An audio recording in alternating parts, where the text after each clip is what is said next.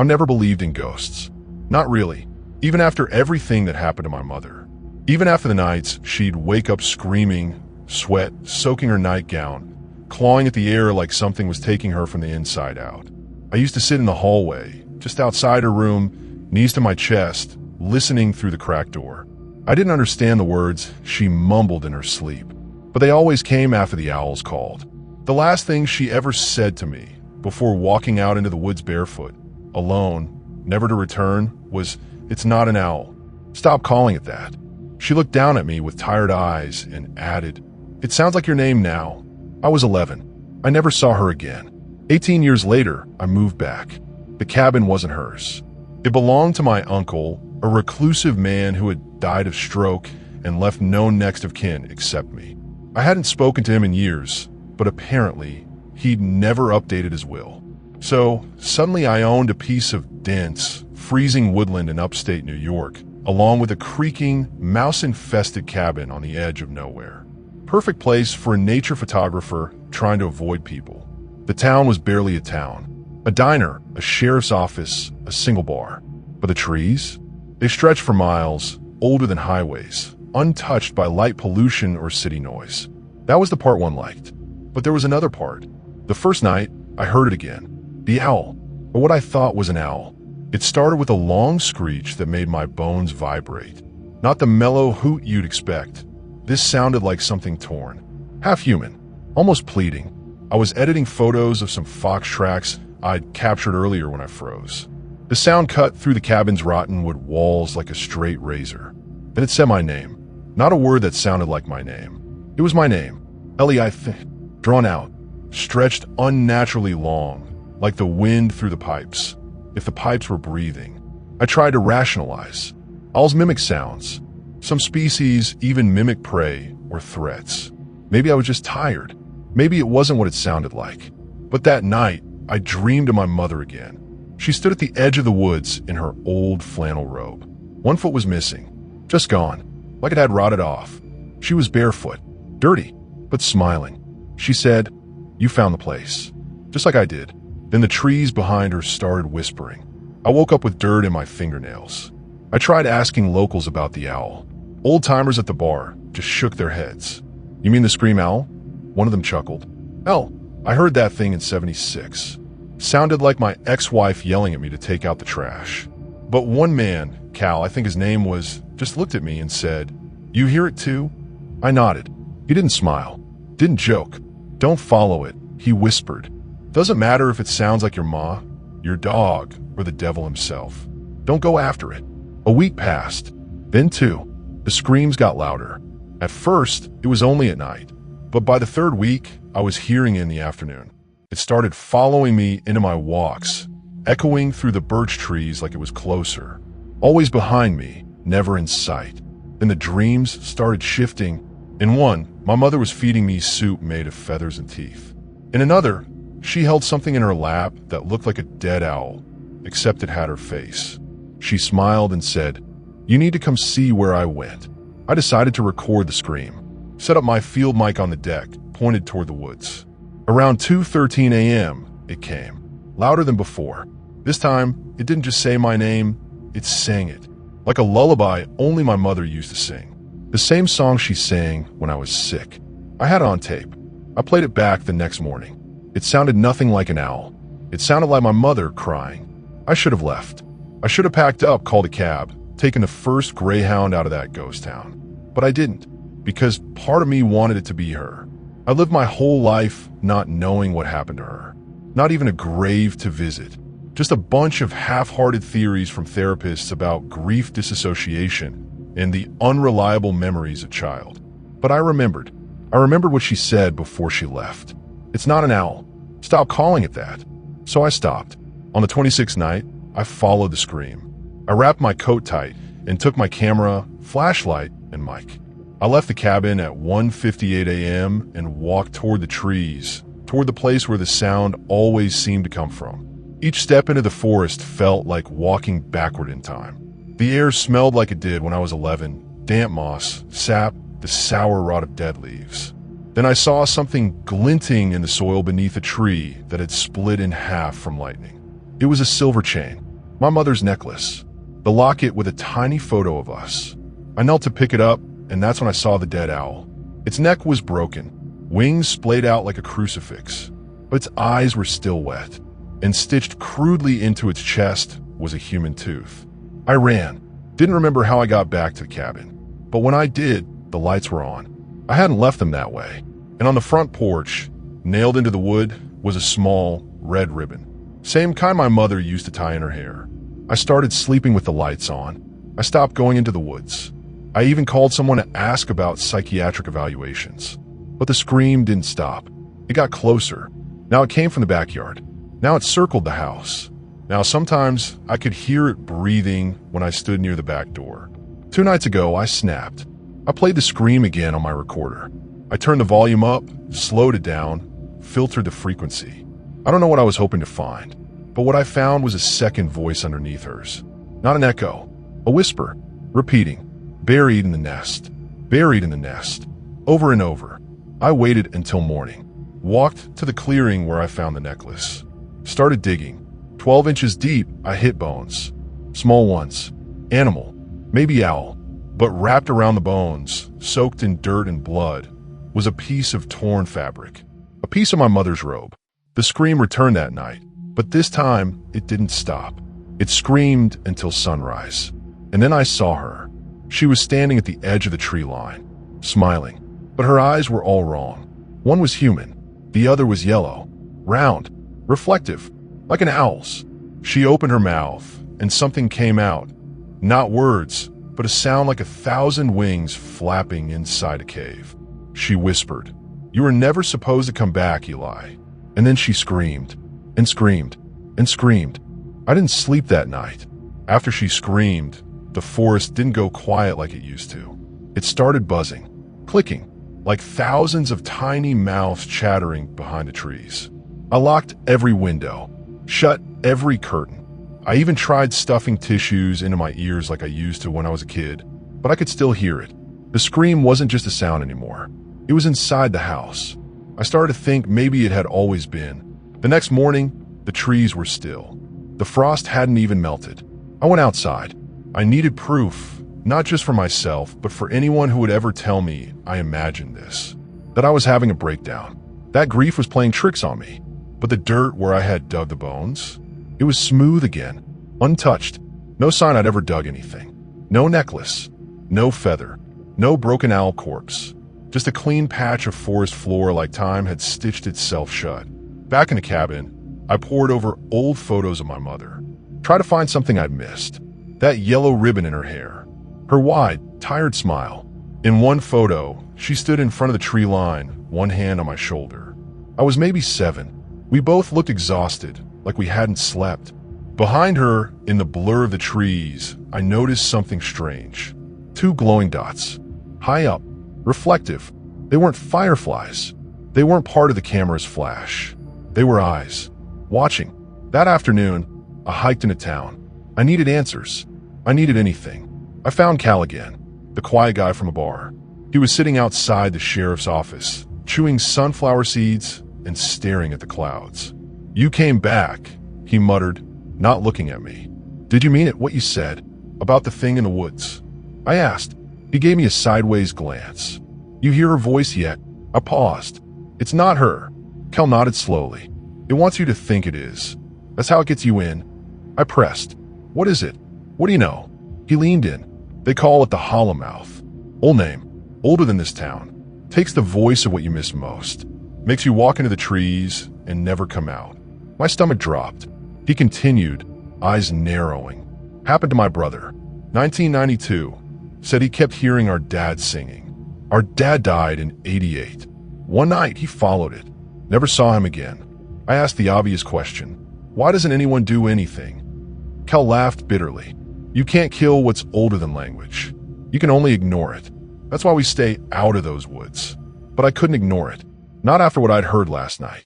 Not after seeing her. So I went to the town library. Tiny place. Half the lights were out. But in the back, there were local legend books, folklore clippings, unsolved cases. I found an article from 1971. A girl named Molly Fisher disappeared. Age 11. Last seen near the edge of the pine woods. the same forest. They interviewed her brother. He said, "She heard our mom calling from the trees, but mom died last winter." Another article, 1959, a hunter vanished during a snowstorm. His wife swore she heard him yelling for help from the treetops, but the voice was too high-pitched to be his. Case closed. Blamed on exposure, animals, snow blindness. Over and over, the same thread. People heard something familiar, and they followed it. That night, I packed a bag. I couldn't stay in that house anymore, but I couldn't just leave without doing something. So I set up motion cams around the edge of the clearing, the one where I found the bones. I rigged one in a tree, another in the ground facing the cabin, and a third in the brush. I set them to record from midnight until dawn. Then I went inside, turned off the lights, and waited. I told myself I wouldn't respond to the scream, no matter what it said. It came at 3:08 a.m., right on cue. But this time it didn't say my name. It screamed like a child. Then it begged, "Eli, please.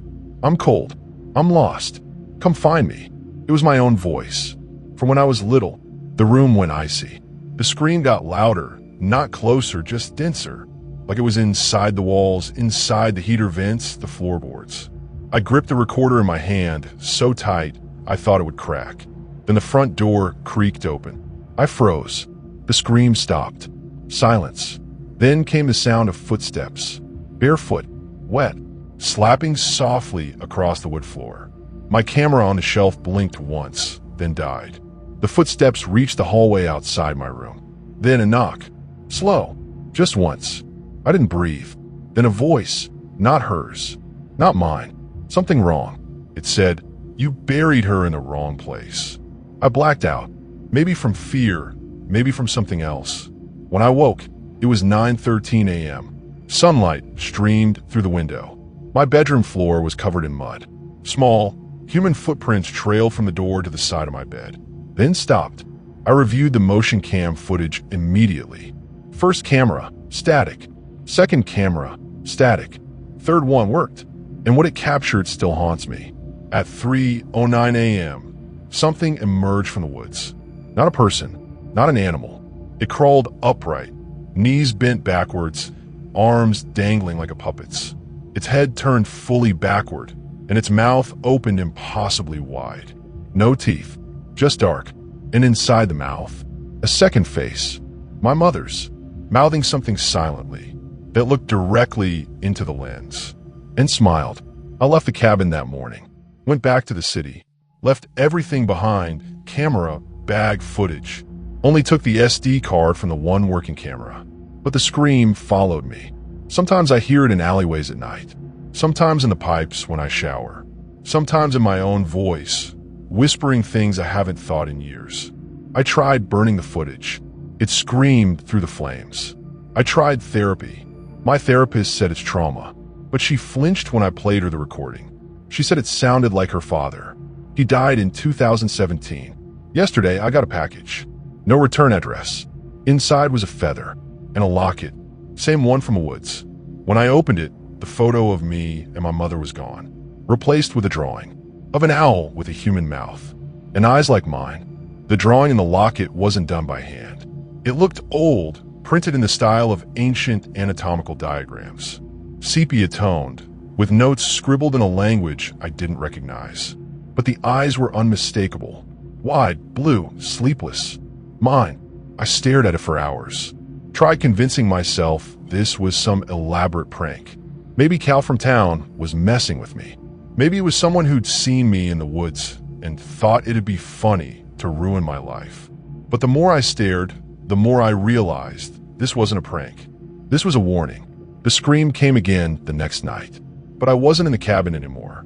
I was in my apartment 6 floors up downtown.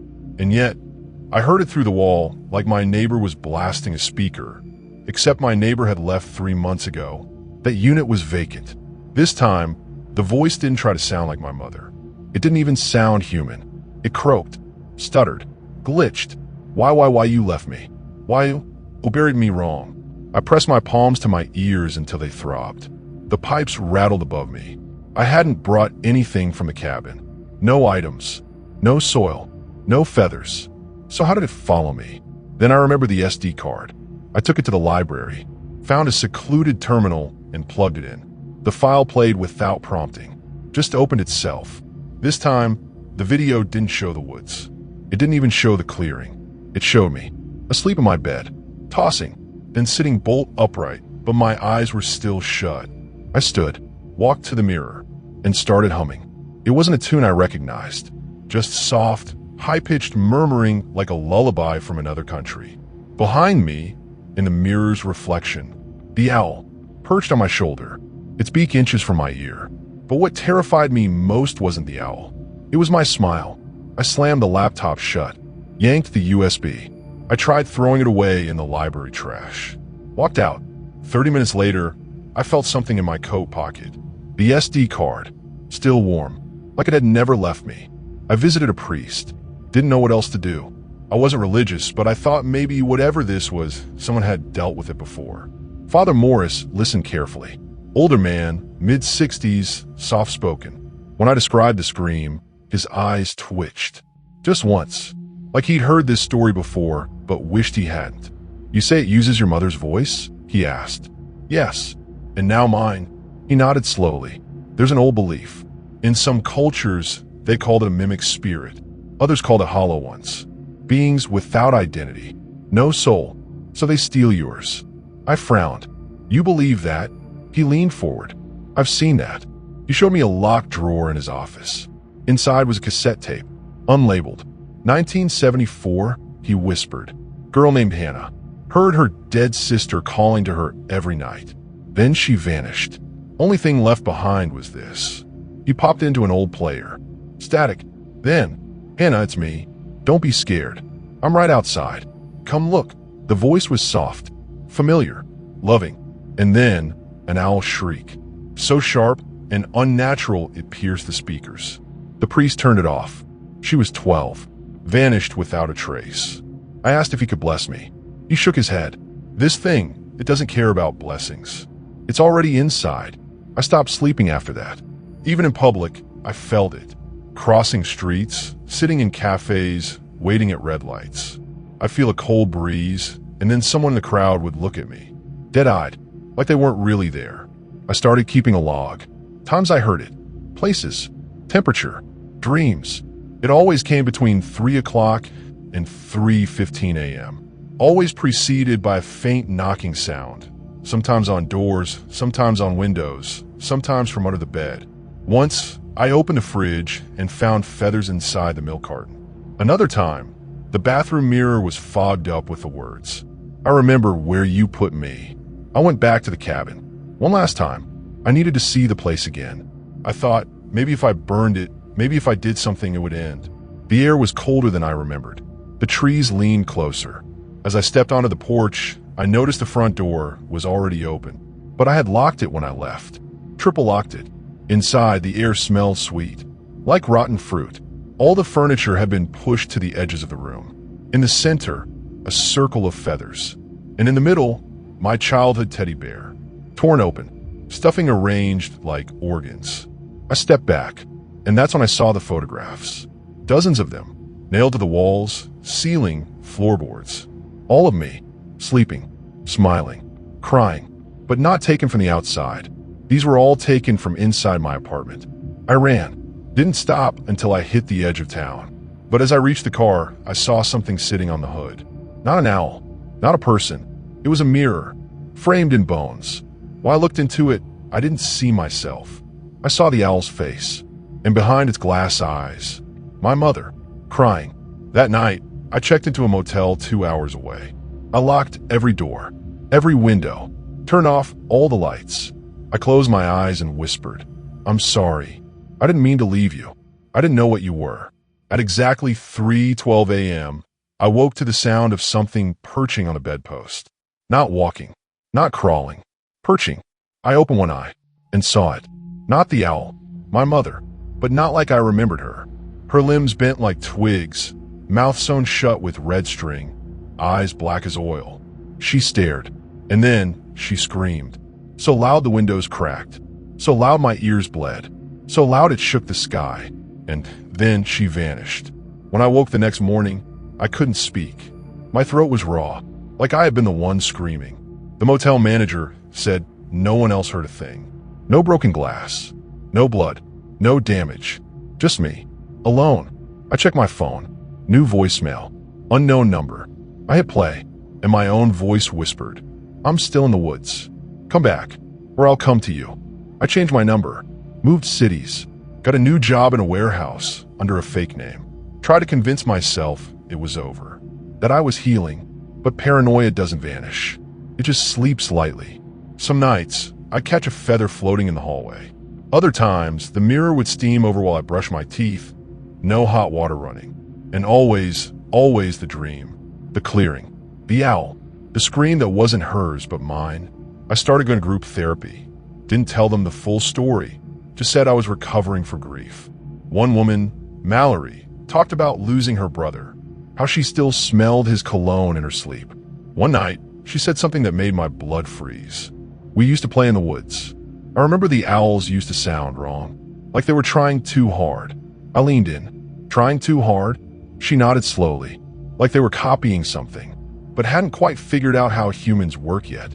I didn't sleep for 3 days after that. 2 weeks later, Mallory didn't show up. I called the clinic. They said she'd checked herself into a hospital, tried to gouge her own ears out. They found her in her apartment, kneeling in front of a broken mirror. The phrase, "make it stop screaming," was written on the wall in toothpaste. She'd been listening to recordings for hours. Security footage showed no one coming or going, except at 3:12 a.m., the camera fizzled, and a single frame flickered on screen.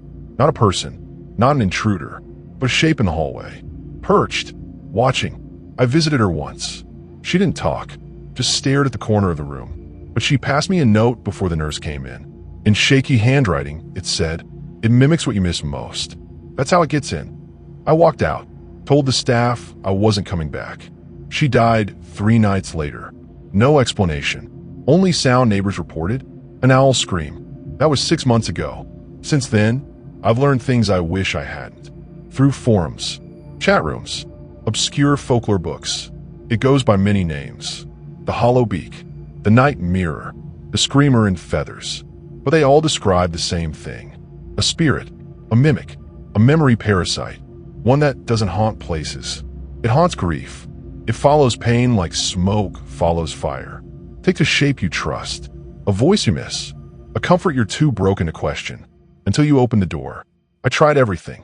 Exorcisms, psychics, shamans.